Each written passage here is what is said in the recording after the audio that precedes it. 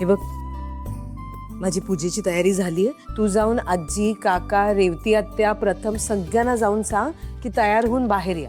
आणि रेवती आत्याला सांग की जरा रांगोळी काढायला बाहेर. हा हो. तू पण छान तयार होऊन लवकर बाहेर ये. मी आवरते आणि बाबांना घेऊन येते. हो. जा.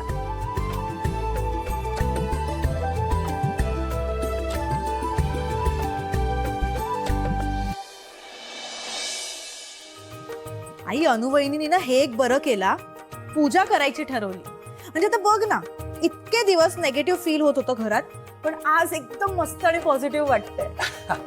मला तर इतकं बरं वाटलं तुला सांगतो. तिने जेव्हा मला फोन केला तेव्हा हा. मग काय ऑफिस मधनं लवकर निघालो, पूजेची सगळी खरेदी केली. आई मिठाईचे 2 पुढे जास्तच घेतले. काय? अरे मिठाई आणलीस? डायबेटीज आहे तुला. असू दे, आज मी गोड खाणार. दादा, म्हणजे आईचं माहिती नाही, पण तू तुझी काळजी घे हा. म्हणजे अरे अनुवहिनी बघ ना कसली गोड दिसतेय. तुलाच होईल डायबिटीज.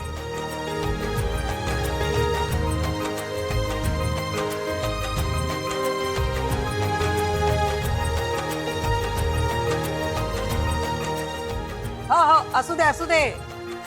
चला, मूर्त टळून जातोय. चला.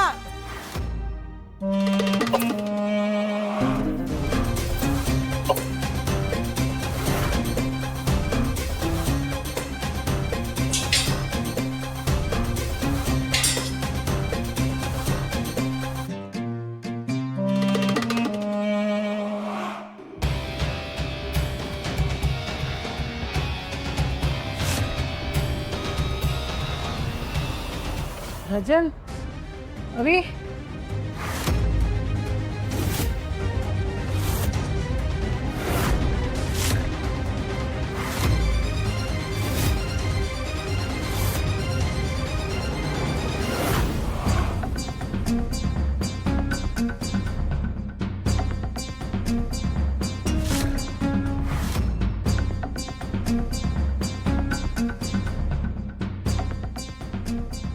कोण आहात तुम्ही? ऐसे जबरदस्ती घरात काय घुसताय?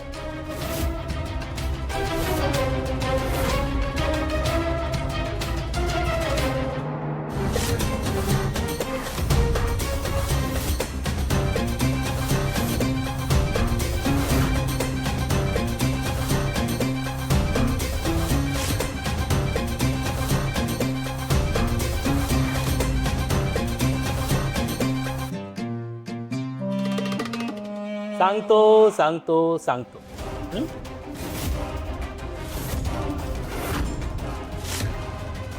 आत्ता चालू की नाही घरात? आई अहो घाबरू नका, माझीच माणसं आहे ती. आणि मी सांगितलं शिवाय घरातल्या कुठल्याही माणसाला मारणार नाही. हा शब्द आहे माझा.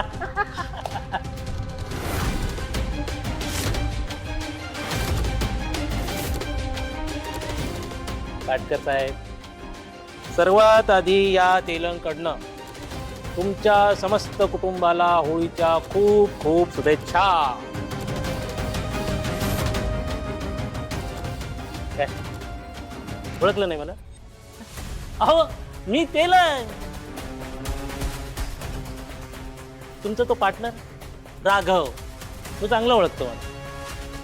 त्यानेच तर पैसे घेतले ना माझ्याकडून. माल घेण्यासाठी लागतील म्हणून पैसे घेतले. नंतर तुमचं ते कॉन्ट्रॅक्ट बारगळलं.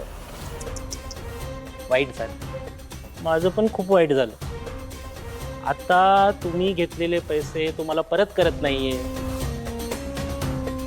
अहो माझा फोन पण उचलत नाहीये, गायब झालाय तो. आता तुम्हीच सांगा मी काय करू? हेच विचारायला इथे आलं.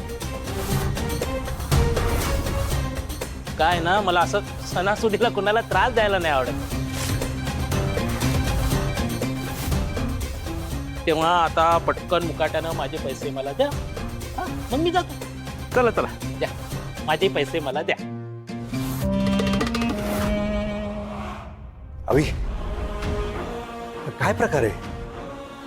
अरे माझा ॲक्सिडेंट झाला तेव्हा एक कॉन्ट्रॅक्ट आपल्याला मिळालं होतं.